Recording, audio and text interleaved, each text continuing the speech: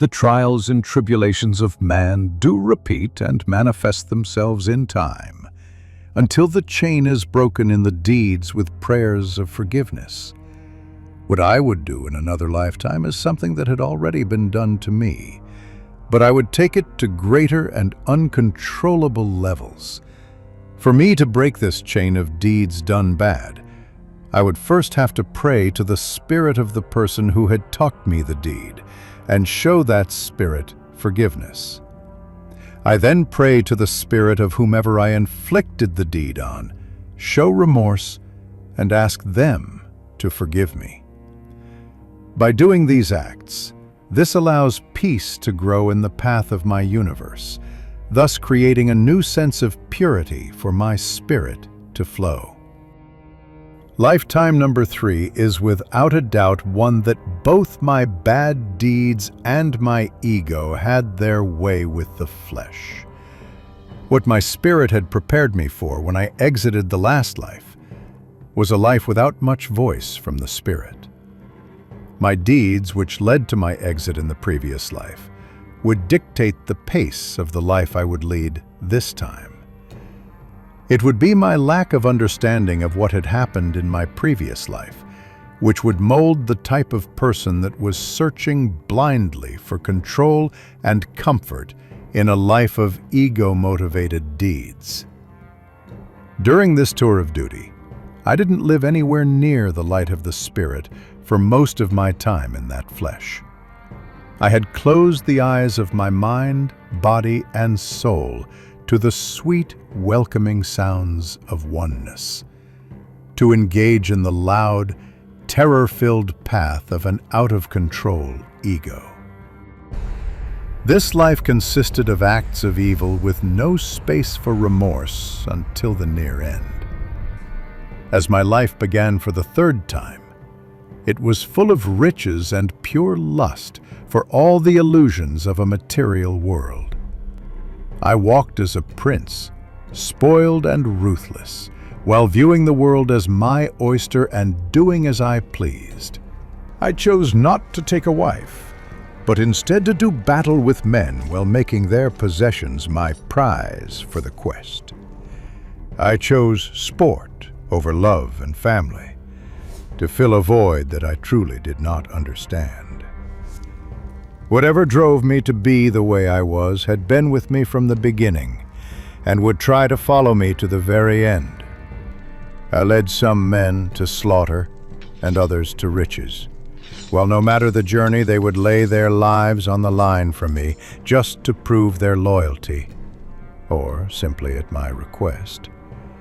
And if they did die, I would toast their valor, then sleep like a baby while their families mourned.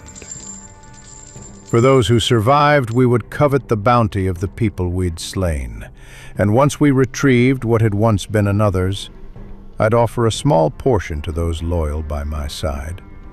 With my ego in control, I felt like a god, for no one in my community would dare challenge the word or actions of a prince.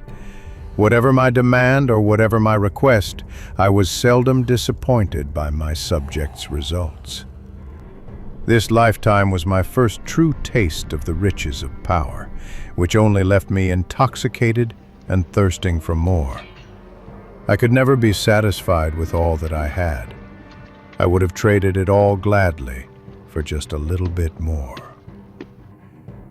I lived in a castle on top of the tallest hill and ruled the land as far as I could travel. When we were not out doing battle, we feasted and partied and tortured our captives of the sport until they were dead. I controlled everything around me and only gave to those who proved to me that they were worthy. Even those who had died in battle would receive a small token, which went to the one left behind whom he loved the most.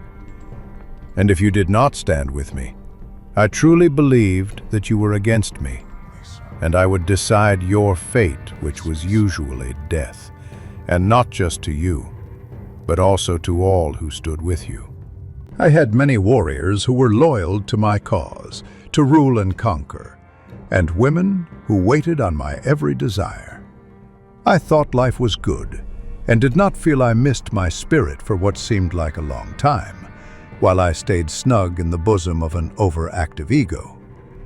My ego could feel that its day had finally come, and needed to be reassured more and more each day.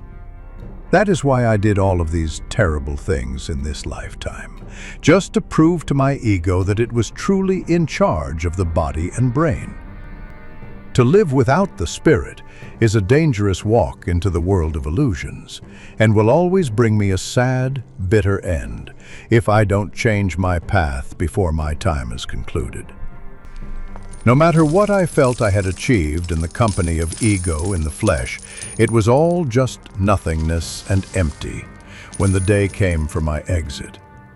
It took me a lifetime to see this, and with all I had conquered and ruled in that lifetime, I had never felt more empty and alone for those deeds when the time was close for my exit from the flesh. What I was feeling from the spirit was completely different from my ego-motivated gains. All of those conquests which came from the ego's desires felt like petty board games compared to the big picture of spirit and oneness. The life I led in the company of ego was flesh-pleasing and illusion-oriented, and had no merit beyond the body of flesh, other than to see my soul perish. The setting was simple. Everything in this life was about force.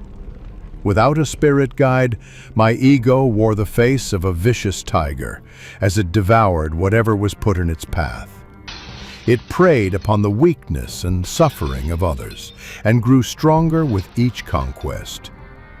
I knew nothing of love or compassion, and those who pleaded for it only suffered more at my hands as I staggered, drunk with the intoxicating power of my ego. To my ego, this was the big time, and I was the true power. But to the spirit, I was opposite everything that true power stands. In the realm of the spirit, true power is not a force, it is a constant which exists above the surface of man's desires.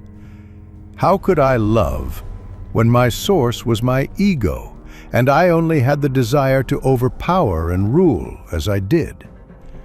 I could not see love or compassion in that lifetime, for the ego is opposite everything found in love, and it was created to be just that, opposite spirit. All I could see was the art of terror and control, and the material riches which came with it as I took what I pleased. Overwhelmed with power and control, love was not even an option for me while under the dark wings and in the bosom of the ego. Wow, I really enjoyed this video. I can't wait to see what's next.